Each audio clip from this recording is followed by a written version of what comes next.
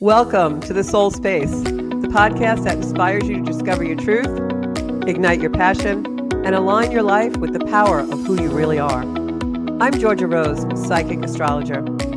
I share the cosmic roadmap that guided me through astrology, tarot, and inner knowing into authentic living.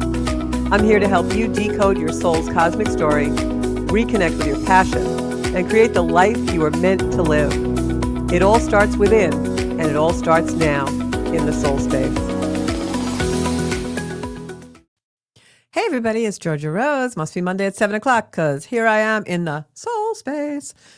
So I am very frustrated because my phone keeps dropping the last text. So anytime a person texts me their phone number of somebody I have to call or whatever, it's gone. I don't know. I think it's all of these solar storms flying around and the G5s and the 3i Atlas and the retrogrades. We have 5 planets in retrogrades, guys. So if all of you beautiful soul space sisters and brothers, soul space sisters and misters will share the show, share the link, because everyone's texting me, asking me for the link, and I don't know, my text isn't working great. So anyway, happy Monday. I hope you guys had a fabulous week since we last spoke, and that you are having wonderful retrogrades, that you're having a lot of awakenings and things like that. Tonight on the show, we are going to talk about Pluto, what that means in your chart. When I do a chart reading for somebody, like what does Pluto signify in the chart? What do I look for? If you want to phone in, call in, we can put the phone number on the screen if we have it. Carmine's back from his world travels. And we can, if anybody wants to call in, I'll try and let you guys know what your Pluto means. So interesting week with these retrogrades. I will say my technology is not obeying. It's not working for me, but I'm hanging in there. I'm trying to get it done. And also we have a new moon in Scorpio coming in, which we're going to talk about at great length as well. Did some research on that for you guys. So as usual, I always need to adjust to my beautiful studio, and you all need a chance to just get into the soul space. So we always start every week with a cosmic comedy. And this week is about Scorpio and Pluto. It's time for Cosmic Comedy, where Mercury retrograde is the main character, the lunations are loony, and the stars are a punchline. Ma'am, you stand charged with first-degree murder. How do you plead? Not guilty, Your Honor. I'm a Scorpio. A triple Scorpio. And I also forgot my opal aquamarine necklace at home today. Full acquittal, you're free to go. I knew you'd understand. Queen, I was getting Scorpio energy when you walked into the room. Are you a Cancer, by the way? I'm a Cancer. I knew it. Water signs, we gotta stick together. Girly, Queen, you crazy triple Scorpio bitch. We're just a bunch of crazy bitches. Planetary alignment too, everything's awesome. Saturn and Jupiter are doing fucked up shit. It's the planets. She killed my sister! Well, she shouldn't have been a Gemini. She came at me with her Gemini energy, and it was just, I have to kill you. You hear it right there. She didn't have her birthstones. You get it. Go home, girly, live your best life. I'm gonna get out of here. Get some crystals and birthstones and shove them up your hoo-ha. So it really is true. Every sign has a different way that they plead guilty. And we can all attest to that because, boy, we'll do whatever we have to do to get out of it, right? And with 5 planets in Scorpio, I can attest to that. Not guilty. Not guilty. I didn't do it. So tonight we're going to talk about the Pluto energy. Scorpio is ruled by Pluto. That's why I talk about them kind of interchangeably. But on tonight's podcast, we're going to talk about Pluto and what it means in evolutionary astrology. And I thought up until the beginning of next year, intermittently, I'd take a planet and really do a deep dive on a different planet every once in a while, because I think if you are really interested in astrology, doing a deep dive on each planet at a time really gives you a great understanding of exactly what the archetype of that planet is and how it's really going to, work for you and in your particular chart and what to look for when you start to study those planets. So Pluto. So Pluto, you'll hear all the buzzwords out there for the planet Pluto. It's transformation. A lot of people will talk about, the phoenix rising from the ashes when they talk about Scorpio energy. But Pluto is much deeper than that. And in the type of astrology that I do, which is evolutionary astrology, it's all about evolving the soul and your evolution and your soul's path. Thus why this podcast is called Soul Space. Soul Space. Soul Space is what I do daily. In my real estate life. So you have all these buzzwords about Pluto, transformation, metamorphosis, all those things. But what Pluto is actually about is also about attachment. And so when we have Pluto transit in our chart, which means that some other planet or something else is having a conversation with our natal Pluto, wherever it is. Like for many people of my generation, because Pluto is a 30-year planet, it'll stay in a sign about 25 to 30 years. We just had Pluto go out of Capricorn and go into Aquarius. But in our birth chart, Pluto is a certain place. In my birth chart, it's in Virgo. Most of my friends and contemporaries, they have it in Virgo. But now, since I do readings, and some of the people I do readings for are much younger, they'll have Pluto, say, in Sagittarius. Our parents probably were Pluto in Leo generation. And that's why they all seem to have a similar way that they brought children up, right? Leo is a very dominant energy. And most of us who grew up in the 60s, 70s, late 70s, early 80s, we all had, a different upbringing than people who grew up in the early 60s, or the 50s. And it has a lot to do with where Pluto is in your chart. Pluto is actually the driving force in a chart. When I do a reading, it is the soul's desire. I always look first at any chart where Pluto is, its house and placement, and that tells me exactly why this lifetime was incarnated and what you are here to actually accomplish in your life, along with other things in the chart that all point to things. But Pluto in the chart is very much where we're going to have osmosis. And the reason I say osmosis is because a lot of times we think of the butterfly when we think of Pluto energy because, the butterfly was once a caterpillar and changed into a butterfly, which is great, right? Great, beautiful analogy. But what most people don't understand about that analogy is that the caterpillar was always a butterfly. It had an osmosis, a metamorphosis. It was two things coming together to create something else. That's what Scorpio and Pluto energy is about. It's about the metamorphosis that you come into your full potential. You've always been your full potential. You just weren't the embodiment of it. You weren't activating it and acting on it in your world. It isn't like we just wake up one day and become someone. We're always that person. We just don't access it. The same as the caterpillar. It has to go into its chrysalis and metamorphize. And now all of a sudden it becomes a butterfly. It didn't just transform and magically change. It activated the butterfly energy by a process. That's Pluto. Wherever Pluto is in the chart, it's going to activate a process of your metamorphosis. So how does it do that? It does that by working on your attachments to things, to fear, to whatever is deeply hidden in your life. And it slowly brings it to the surface, just like that caterpillar in that cocoon, right? That thing that it goes into, and it comes out a different vibrant colors and flying its wings, right? That's what Pluto does for us in our lifetime. It brings us into what's deeply hidden. And when we go into that immersion, we immerse in this time period. It could be life crisis. It could be healing crisis. It could be a crisis of loss. It could be whatever your deepest fear is that you have avoided or never really wanted to go to. Maybe it's being alone. Maybe it's losing a certain person. Maybe it's being poor or being hungry or whatever it is. We all have some kind of a fear that's deeply in the most vulnerable place within us. Pluto will reveal that in some way by making us actively have it happen in our life. And it's usually something we think we can't handle or we can't overcome.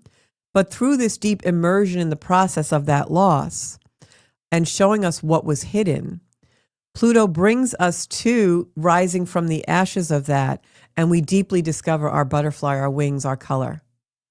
And so through that immersion, through the loss of the immersion, that what was hidden that we have to go through, Pluto brings us into a really deep connection with ourself. And through that humbling and the honesty and the truth of that, going into the deepest vulnerability that you can, being stripped bare and holding your own hand and saying, I can do this. I'm in this place. And it emerges a very intense, deep, dormant part of yourself. And that's why Pluto transits are painful, but so beautiful. Because in the weeping, in the grieving, in the loss, we find our true heart and soul. And I can only attest to my own very deep Pluto transits. And I always remember I wrote a lot of blogs at the time and did a lot of deep writing at the time. And I always remember the feeling of this really brutal unveiling almost of my heart. And also the beauty of it was that my heart was always there. I just wasn't listening to it. And I remember one day walking in the park and having that revelation and realizing, wow, I've always been this person. I've always been this strong. I've always been this self-reliant. I just didn't know it. And all of us have that. And that's Pluto in the chart.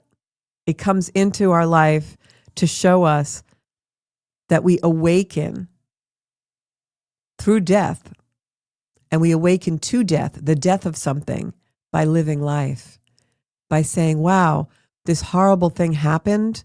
And you know what? I think I'm going to be okay. That's Pluto. Many people, depending on where Pluto is in the chart, will go into that immersion, that deep connection with themselves, and never complete it. They stay in the wallowing. They stay in the depth. They stay underground. They stay in what was hidden. And they become cynical and fearful, and their whole life is ruled by fear. They stay in the emotion of it all. And that's not what Pluto wants us to do. Pluto wants us to come up out of the ashes, fly the wings, be the butterfly. And I'm sure everyone watching tonight and who watch the replay have had that experience in one way or another.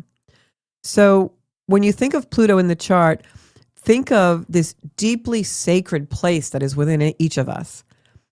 It's hidden from the world because we fear the exposure of it. We fear the actual happening of it until the day comes when what we have feared happens, and it's not as bad as we thought. In the beginning, it might feel that way, but it's really not.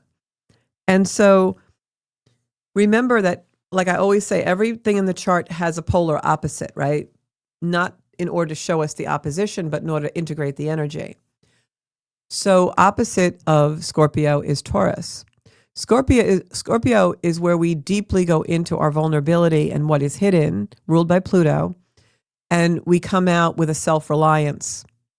We come out understanding that although we may get hurt, we can lose an arm, we can lose a leg, we're still going to be able to function.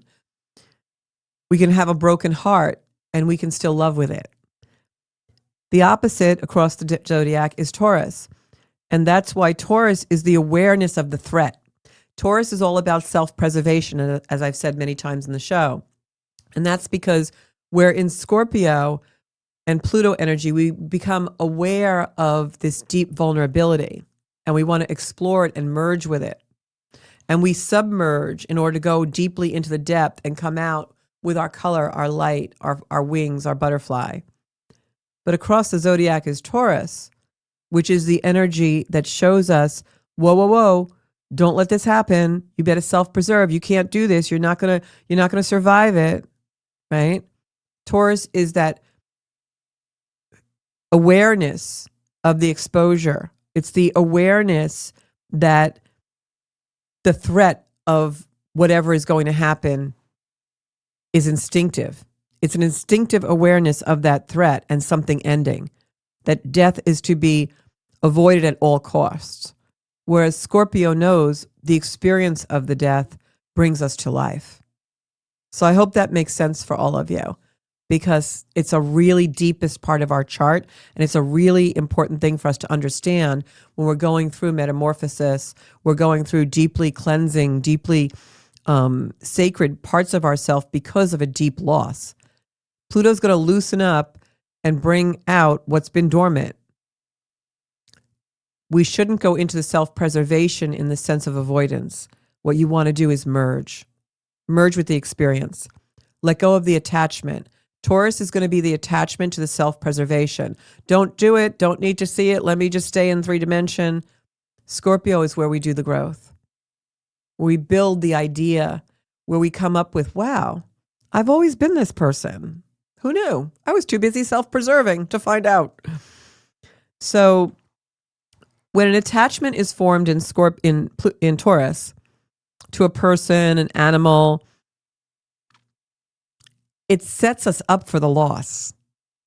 Love is beautiful. We get attached, but it's setting us up for the loss. And that's why across the chart is this beautiful Scorpio energy ruled by Pluto that says, you know what? You love this thing. You love these earrings. You love this car. You love this person. You love this dog. That's good. You're holding on to it to self-preserve. I don't want to be poor. I'm holding on to this money. Pluto and Scorpio is going to make you lose it. So you realize you don't need the money. You are who you are. Same thing with, whatever we are attached to in an unhealthy way. Pluto's going to come in and dig that up so that you have to say, wow, my worst fear just happened. My attachment is gone. I still want it, right? It's going to have claw marks on it. But Scorpio says, no. You can survive this because there's somebody underneath all that. You don't need to self-preserve. You don't need to hold on to the stuff. We're going to show you what's really your core.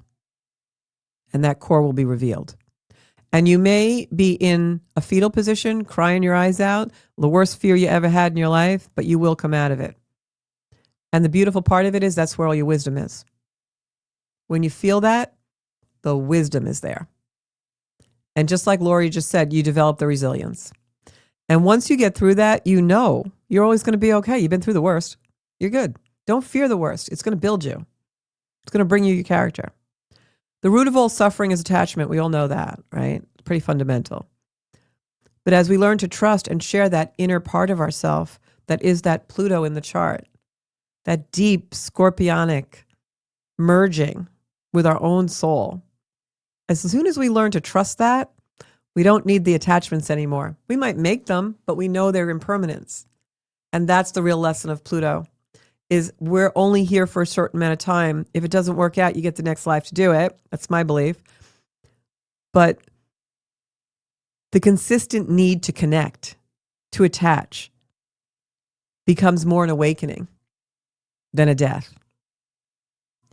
And when we do that, the possibility of death to our sacred part, the part we don't want to feel that in,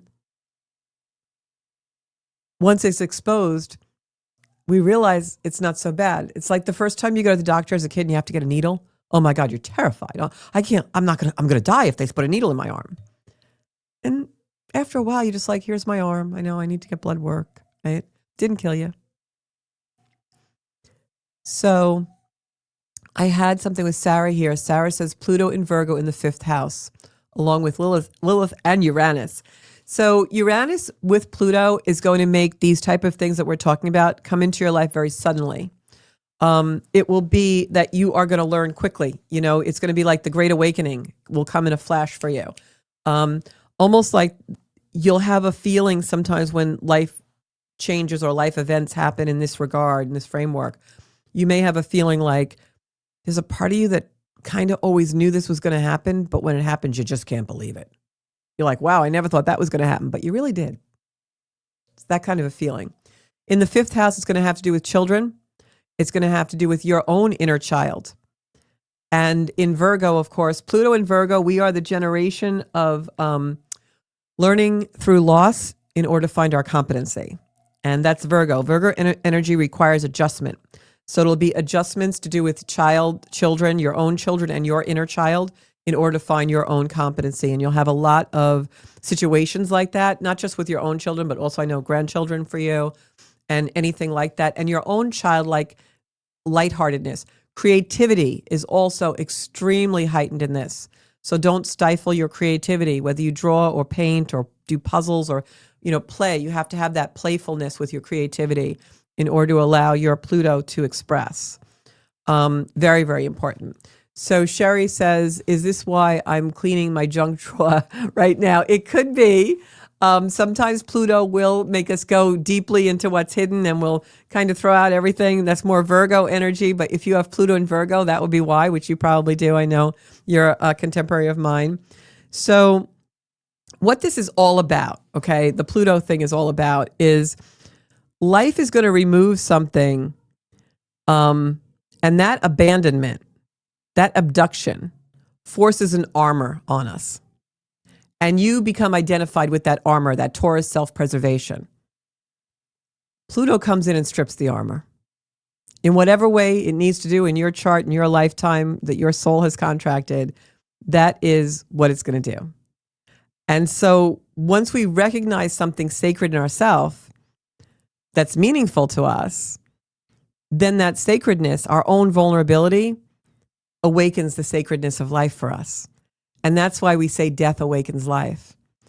I often say, I watched both my parents die, and I've watched a lot of people pass over, been with them at those final moments, have helped people pass over. And it's, in a way, when you talk about death, it has its repulsiveness to it because, the body does deteriorate and we have all this loss, and it's just horrific for the people who left behind. But it's also one of the most beautiful things you'll ever experience. And once you do that, the sacredness of life becomes larger than life. Life isn't just about, the dash in between, right? Now everything becomes so sacred. Especially, I do work with cancer patients, and everything is so sacred in that framework because when someone is on their way to transitioning. And so when that happens, it awakens something in you that makes you live life differently. My own cancer journey did that for me. When you face your own mortality, that vulnerability in you becomes morphed with, that osmosis becomes your own sacredness of life. And that's really the osmosis, is that vulnerability in you becomes transfigured. It actually changes shape. It changes the landscape of you. And so now attachments become almost osmosis, and they teach you that impermanence. And it's a beautiful, beautiful place to be. It's such wisdom when you can experience that. So that's the Pluto. So now Pluto in Scorpio.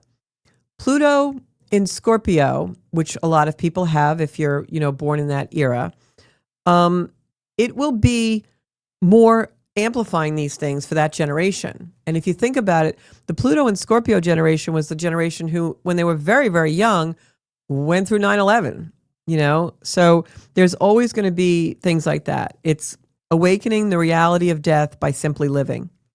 And this time of year is Scorpio time. We're going to go into Sagittarius soon. So remember that Scorpio-Taurus axis, the opposites in the chart, is the human condition. Taurus is the need to self-preserve because we want to sustain life. And Scorpio is that everything's impermanent, it all dies. So the Taurus energy makes us want to sustain it, and the Scorpio energy makes us accept it. No, everything's going to die. It doesn't have to be that scary. So it's the balance between that which we need to preserve and that which we know is not permanent. It's the balance. So when you understand life and love at the deepest level, you're not fearful of the loss because love never dies. It just transcends into a different form. So Cheryl says that she survived the monster. I guess that's what we're calling Pluto tonight. That's fine. And if anybody wants to if they know where their Pluto is, I'll tell you what it means and stuff. I'm going to go through a really quick rundown, and then we'll talk a little bit about the new moon, because I'm excited about this new moon. I think it's going to be really nice for us. And also right now, one of the reasons why I love to keep a journal just for myself, doesn't mean you have to publish it. God knows. People are spilling enough stuff out on the sidewalk these days. And the phone number to call in is also on the screen if anyone wants to call in and talk. So the reason why it's great to journal is because right now, for instance, where the planets have been the last couple of days and leading up to this new moon, which is on the 20th in Scorpio, this energy that we have right now with the grand water trine that's in play, which I'm not going to go into too much detail in, but this energy right now is going to repeat for us again in July. We're closing out a lot of doors, and 2026 is the closing door. Some of you who follow Richard Rudd probably have heard him talk about that. I'm taking a lot of his courses right now. Very, very deep energy. If you're going to do any of the Richard Rudd, Gene Keys, or human design courses, I strongly suggest doing nothing else but that. It's a lot. But the energy that we're in right now is going to repeat in July, and 2026 is a year of closing doors.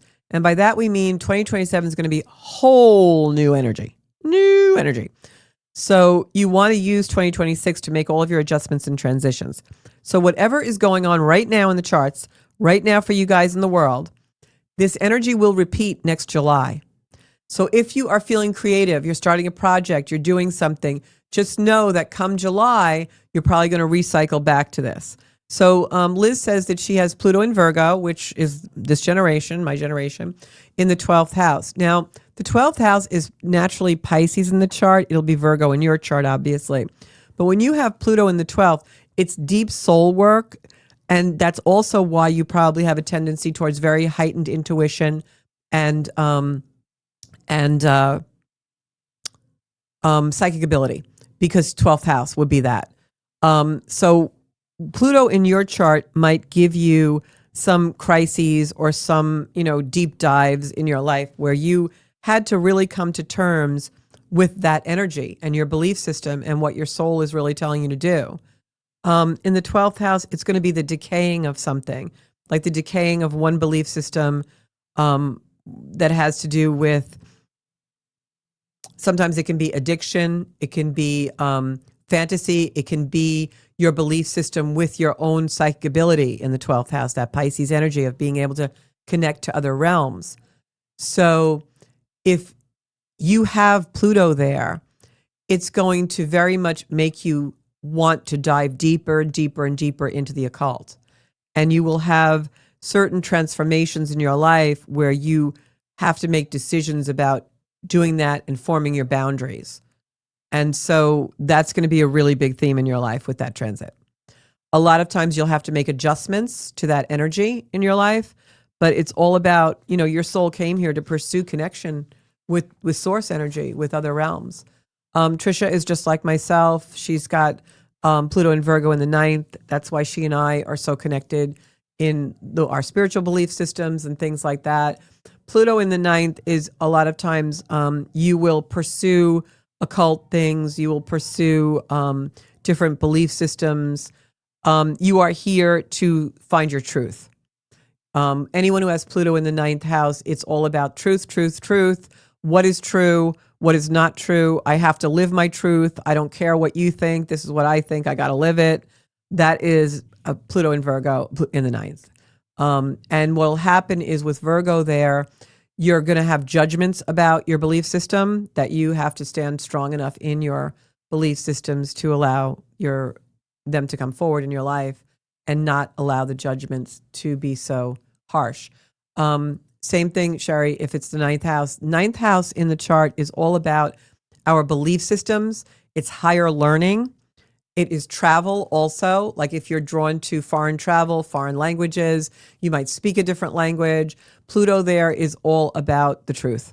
It's all about belief systems. It's also going to make you want to look at the bigger picture and find the true meaning of life. In the 9th house, that's Pluto in the 9th. Every crisis that happens to you will help you find truth. It will happen for the truth. All right. So I'm going to go through, since we're starting on that, I'm going to go do a quick deep dive into Pluto through the houses. So first of all, in the houses, if you're in a first house Pluto, this is all about self-empowerment. It's going to be identity issues. And it's also going to be about freedom, like personal will. Like you'll have to break free from a lot of conditioning. Your soul came here to do that. If it's in this, and it's about all your individuality, but in a way of breaking free from past conditioning. Pluto in the first is all about finding your freedom in your relationship with yourself. In the second house, Pluto is all about the Taurus energy, really. It's all about that self-preservation and breaking free from that. In the second house, Pluto wants us to evolve that survival self-worth mechanism so that we're not hiding in fear of it, but that we are expanding and understanding our own resources for survival, not depending on external things for survival. And you'll also carry very deep fears around loss or abandonment with Pluto in the second house.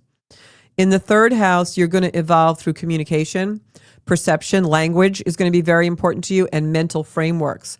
So the soul may have karmic wounds around being not unheard or misunderstood, and you have come here to stand in the power. Usually when someone has Pluto in the third house, it'll be a lot of things with the throat chakra.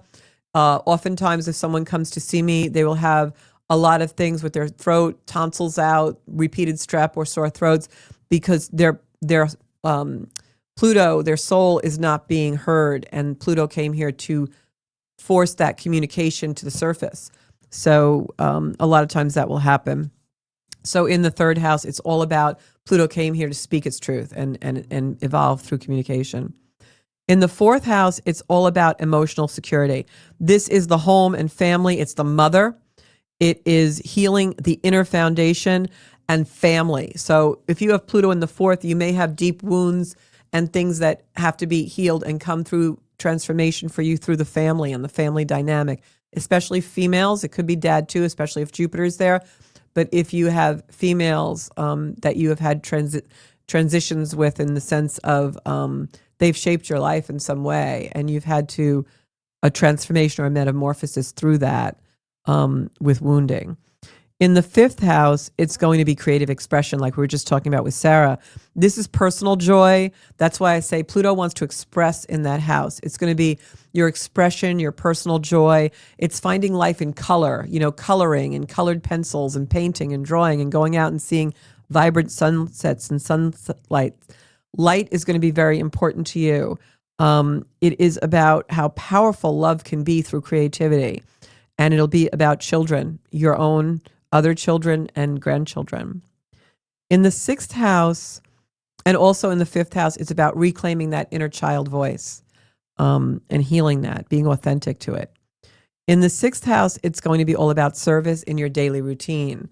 In the sixth house, you will have to make adjustments, and you will, and by that I mean things will happen in life where you have to learn flexibility. You have to learn to not be so rigid and adjust through service, through not carrying that perfectionism and martyr patterns, because you'll want to be the doer, the caretaker to the extreme. And with Pluto in the sixth house, it wants you to find that humility of service, but also the empowerment through the adjustment of, I don't need to be the martyr and the sacrificial lamb in order to be someone of importance and competency. I can adjust things so that I find my own competency through whatever comes through in my perfectionism or loss. And usually in the sixth house, you're carrying those martyr patterns from a past life experience. In the seventh house, it's all about relationships. In the seventh house, it's about karmic contracts. It's going to be all relationships. It's going to be relationships with others, how you configure yourself through relationships. And you may have deep wounding regarding intimacy and how you reflect on those woundings and the intimacy. You could have guard up all the time. Maybe you carry that from a past life and you have trouble with intimacy, things like that. In the eighth house, it's going to be deep emotional wounding through abandonment, betrayal, trauma, because that's the natural Scorpion house of the charts. You will have a different sign there most likely, unless you're an Aries rising. But it's evolving through deep, deep emotional, like working with your fear and your shadow. In the eighth house, that's like it's a tough placement for Pluto. It's an energy that, you're going to have abandonment most time early in life, or abandonment, which will carry a trauma. But the soul came here in this life to heal it and make you very strong. It's the classic Scorpio Pluto story that we talked to at the top of the show. And then the ninth house we spoke about pretty much at length. That's your belief systems, your spiritual truth, philosophical exploration. You're going to want to really think about what makes people tick, what makes things work, what do you believe? And usually with a ninth house Virgo, you have some kind of a soul imprint from a life where you were persecuted for religious beliefs, or you were somehow held down, like you have exile imprints or dogmatic imprints where you were, an overzealous preacher and everyone had to think like you thought. One of the key messages Pluto in the ninth is about is diversity, acceptance, no judgment. Huge, huge lesson for the ninth house Pluto. 10th house Pluto is public impact. It's legacy. It's soul-aligned authority, meaning that you will have a karmic imprint if you are a 10th house Pluto with a parent or a person of authority, a parent-like figure in your life that you have to overcome. Typically speaking, a 10th house Pluto is someone who grows up in a very, rigid culture, and they don't believe that way. And when they become an adult, they're kicking and screaming out of the nest because they just don't believe what the family believes or the group believes, and they are here to release those karmic burdens and around status or responsibility. Like this is very common sometimes with cultures that have a very patriarchal type leaning, or maybe they are very rigid Christian background where, certain things are forbidden. You will come in with a 10th house Pluto because you're struggling with the way the world sees you and the way you really want to be. In the 11th house, you're going to carry things for the groups of people in the collective. Collective is all the souls in the world. You'll have a collective vision. You'll be very innovative. You'll want to be around soul tribes, but your Pluto will test that, and you'll have wounds and repeats around alienation and being thrown out of the group, or starting a group and thinking it's really great, and then things happen and you get betrayed, or people rebel against you and you're alienated against. Constantly happening with groups of people, and your Pluto is here to find its own tribe through your own authenticity and belief systems. And then we spoke about the 12th house.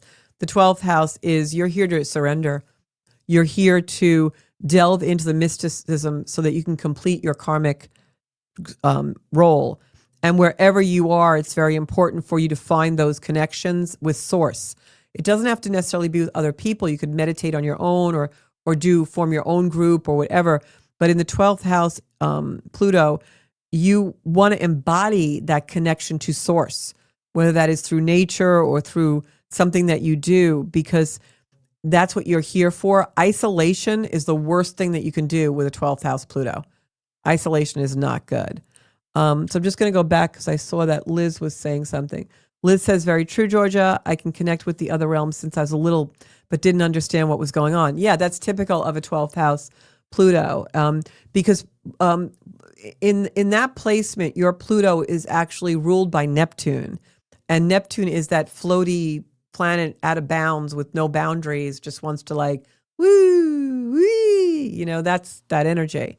So Cheryl says she doesn't like Pluto. Well, I hear that from everyone going through Pluto transits. And this is what I'm going to say to you. Pluto is about our core evolutionary intention. That's in the type of astrology and the belief system that I know is my truth. That is my truth. Might not be yours, but that's what it is. So what you want to do is wherever Pluto is in your chart, look towards the exact opposite. Like if Pluto's in Scorpio, you're going to go to Taurus. If Pluto's in Aries, you're going to go to Libra. Whatever we call the polarity point, the exact opposite point of Pluto, that shows you the path of integration, which is your soul's medicine. So don't hate Pluto, because Pluto is going to bring you to a place that nothing else can bring you. It's going to bring you to your full potential. It does it by showing us where we are disempowered in order for us to become empowered. That's all you got to remember. Pluto shows you where you are disempowered to bring you into your power. Not easy, but that's what it does. So I've got like 5 or 10 minutes left. So I'm just going to talk a little bit about the new moon. And if you have any questions, guys, Sherry says she loves that. Thank you. I talked about the 8th house Pluto, Cheryl. If you have any other questions, put them in chat. And Neptune energy is definitely in you. You are definitely a bit of a Neptune, Liz, but that's what I love most about you. Because you always like hit the nail on the head because you're so connected psychically. But at the same time, you give us an idea that none of us had because you're out there. Like we're all out there and then you're out there, So it's really cool stuff. So, and please share the show, guys. If you think this is great info and you think somebody should hear it, please share the show. Put it on your pages because we're really trying to grow the audience. Definitely want to do that. So do that for me. I would love you all. If I did something if I gave you something valuable here today, give me something valuable and share the show so we get more subscribers. So this particular new moon, I want to just do this really, really quick with you. So the Scorpio new moon energy is an emotional detox. You're going to be emotional. Most of us are already emotional because of what's going on in the world, but this is about integrating those emotions. Try and understand the emotion by going underneath it. Pluto likes to go into what's hidden, right? So don't always just take what it is on the surface. All right. Catherine Grau says she absolutely loves what you're saying, and I'm definitely sharing it with someone who needs it. But I want it more. Thank you. Yep, do it. It's going to happen. Share, because it'll change people. So what you want to do if you're feeling emotional is, first of all, like I always say, don't disengage. Engage with your emotion. Our power is in our emotion. So stick with it. You know, maybe this is a weekend coming up or a week coming up where you are going to kind of, you know, be in your own presence. Sometimes that's how I feel. And I can feel that this new moon and into the weekend, I'm probably going to want to like just be quiet. I just want to be quiet. I said that to someone today. I said, I just need quiet. I need quiet, please. So it's going to be an emotional detox. New moons are times when you want to set a new intention. So release what does not serve you any longer in the next couple of days. And then the 20th, which is Thursday, you want to have that new intention, the cleansing energy. Scorpio is about death. It's about secrecy. In an energy like this, in a sky like this, you may find things being revealed that you didn't know or you thought you knew, and now it's confirmed. It's those things that come up that you kind of figured that was going to happen, but you just didn't want to face it. It's time to plant seeds of transformation. Whatever comes up, the secrecy, the depth, use it as a rebirth. It's your soul tie. You know, say, thank you, Pluto, for showing me what I needed to see. Here's some affirmations. First of all, we do have a grand water trine floating around out there, so it's a great time to do your rituals with your bath. You know, take a salt bath, take, scented oils. Allow yourself to cry. Release those chemicals that have been making you sick. Journaling. What am I ready to release? Do that in the next few days. Then on the new moon, what do I want to come into my life? Do a candle ceremony. Burn what no longer serves, right? All those cliches. Here's some affirmations for the Scorpio new moon. I release what no longer serves my soul's evolution, right? It's like we put these roadblocks up. We've got the stop signs in front of us, and then we want to grow our soul. Get rid of the stop signs. My emotions are sacred messengers. I want everyone to memorize that one. My emotions are sacred messengers. So that when someone from the patriarch tells you, oh, you're too emotional, stop talking to me about emotion. I need logic here. We are all going to say from now on, my emotions are sacred messages. My emotions are sacred messages. So when anyone from the patriarch tells you you're too emotional and you got to get logical, I need you to be logical here. You got too emotion going on. What are we going to say, ladies? We're going to say, my emotions are sacred messages. Next affirmation. I am safe to feel deeply and transform fully. I am safe to feel deeply and transform fully. My emotions will take my intuition to where I have to go. And then this one I love. I rise from the ashes of my past, reborn in truth. I rise from the ashes of my past, reborn in truth.